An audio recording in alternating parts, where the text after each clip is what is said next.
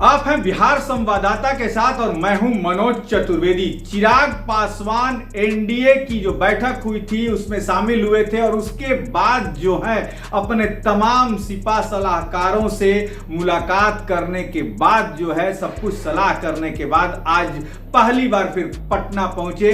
तमाम उनके कार्यकर्ताओं से लेकर पार्टी के पदाधिकारी जो है उनके स्वागत में पटना एयरपोर्ट पर, जयप्रकाश नारायण एयरपोर्ट पर मौजूद मिले। तस्वीरें हम आपको दिखा रहे हैं, लेकिन तस्वीरों को तो आप देख ही रहे हैं। और इसी बीच में बता दूं कि कल जो है उनके चाचा पशुपति पारस जो हैं वो भी जो है पटना में थे। और पटना में जब उनसे हमने सवाल किया कि बस अब तो गले मिल गए, भतीजे ने पैर छू लिया, तो पशुपति पारस ने कहा कि वहां की परिस्थिति ऐसी है कि वो मेरा पैर छुआ और मुझे गले लगाना पड़ा, लेकिन हाजीपुर की सीट मुझसे मरते दम तक कोई नहीं छीन सकता। यानी कि अड़ गए हैं अब चाचा और भतीजा।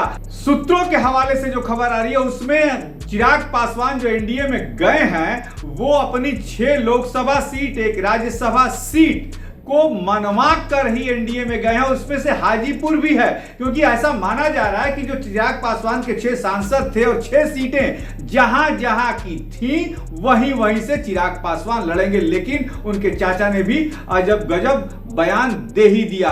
पत्रकारों से पटना एयरपोर्ट पर चिराग पासवान ने क्या कहा ये भी सुनना आपके लिए जरूरी है। गठबंधन में हर बार मैंने इस बात का जवाब दिया कि चुनाव के वक्त ही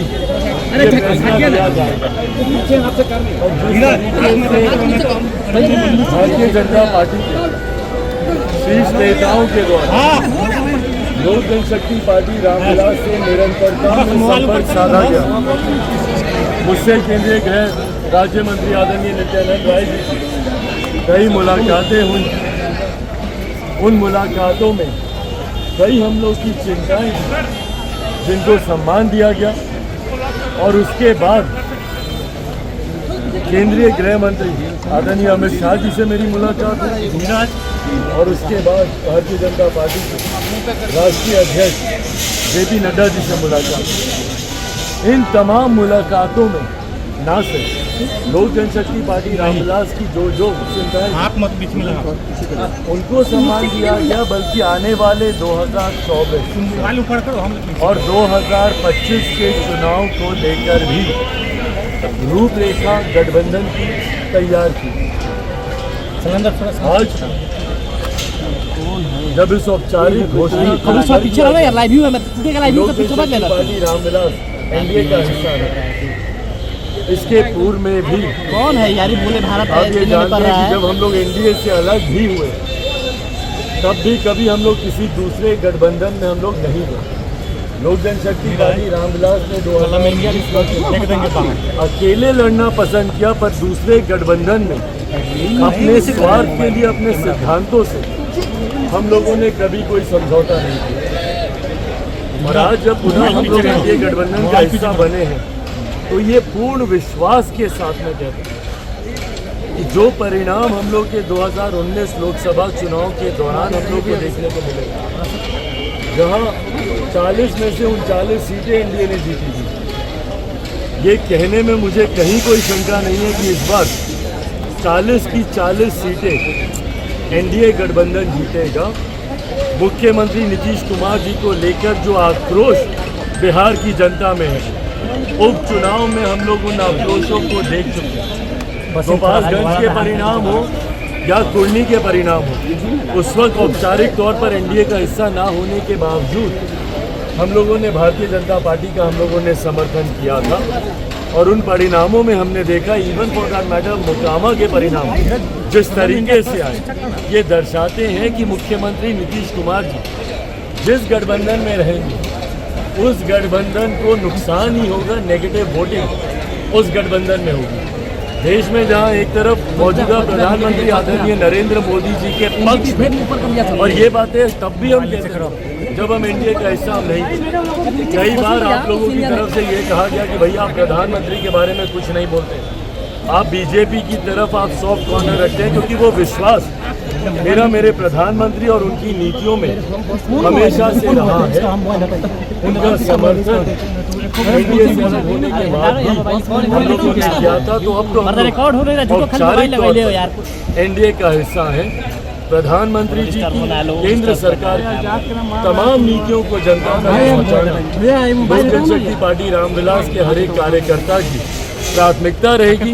और इस बात को सुनिश्चित किया जाएगा कि न सिर्फ 24 के चुनाव में हम लोग 40 की 40 सीटें जीते, बल्कि एक बात और तय है कि 2025 में भी बिहार में एनडीए की सरकार बनेगी।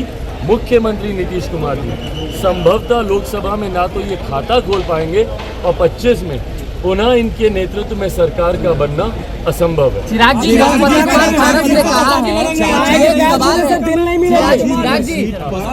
किसी भी जितनी परिस्थिति में भारत जी हाजीपुर में चुनाव लड़ेंगे कह रहे हैं। एक बात में स्पष्ट है, आप जब किसी गठबंधन का हिस्सा होते हैं तो गठबंधन की मर्यादा रहती है कि तमाम बातें गठबंधन के भीतर जब तक तय नहीं हो, अगर गठबंधन के तमाम घटक दल इस तरीके से बात विवाद उत्पन्न करें, ये ठीक नहीं है।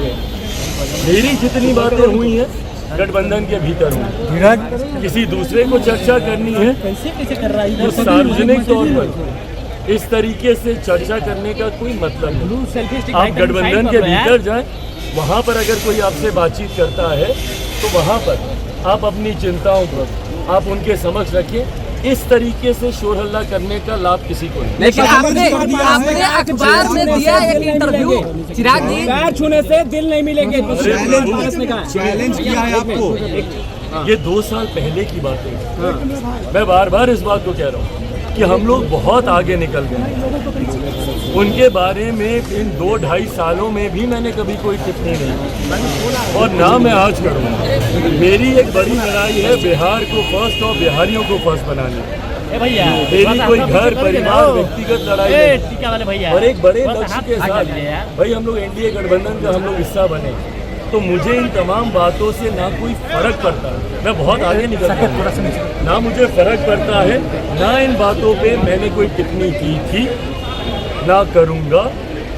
मुझे बिहार आज की तारीख में भैया बेगूसराय इतनी बड़ी घटना वहाँ पे घटी, कल हमारे पार्टी के तमाम सदस्य वहाँ पर, आज की तारीख में बिहार को लेकर बहुत ऐसे ज्वलंत विषय हैं जिसको प्राथमिकता देने की जरूरत है। बेगूसराय की घटना कोई छोटी घटना नहीं है भैया। किस तरीके से बिहार को शर्मसार करती है वो घटना, दिखाती है कि अभी भी समाज में ऐसे असामाजिक तत्व हैं जो 21वीं सदी में भी ऐसी मानसिकता रखते हैं। भाई मैं सही गलत में किसने क्या किया नहीं किया, ये जांच के विषय है ना, पुलिस कार्रवाई करेगी। पर इस तरीके से कानून को अपने हाथ में लेना और समाज को शर्मसार करना कहीं से उचित नहीं है। तो भैया कहाँ है मुख्यमंत्री हमारे? क्यों नहीं वो बोलते इन तमाम विषयों पर? क्यों नहीं वो संदेश देते तमाम ऐसी असामाजिक तत्वों को? मुख्यमंत्री भागे भागे दौड़े दौड़े जाते हैं, बेंगलुरु जाएंगे, अलग अलग राज्यों के मुख्यमंत्री विपक्षी दलों के नेताओं से मुलाकात करेंगे, पर अपने प्रदेश में होती घटनाओं पर एक शब्द नहीं बोलते हैं। ये चिंता लोक जनशक्ति पार्टी रामविलास की है। छोटे विषयों में नहीं कुछ बोल रहे हैं आप। तो आपने सुना, ये थे चिराग पासवान जिन्होंने कहा कि कुछ भी हो जाए हाजीपुर से तो मैं लड़ूंगा ही। अब देखना यह है कि चाचा भतीजे की इस तनातनी में क्या, क्योंकि आप सबको पता है कि एक मयान में 2 तलवारें नहीं रह सकती। अब देखना है कि चाचा पर भतीजा भारी या भतीजे पर चाचा भारी। तमाम खबरों के लिए बने रहिए हमारे साथ। हमें दीजिए इजाजत, नमस्कार।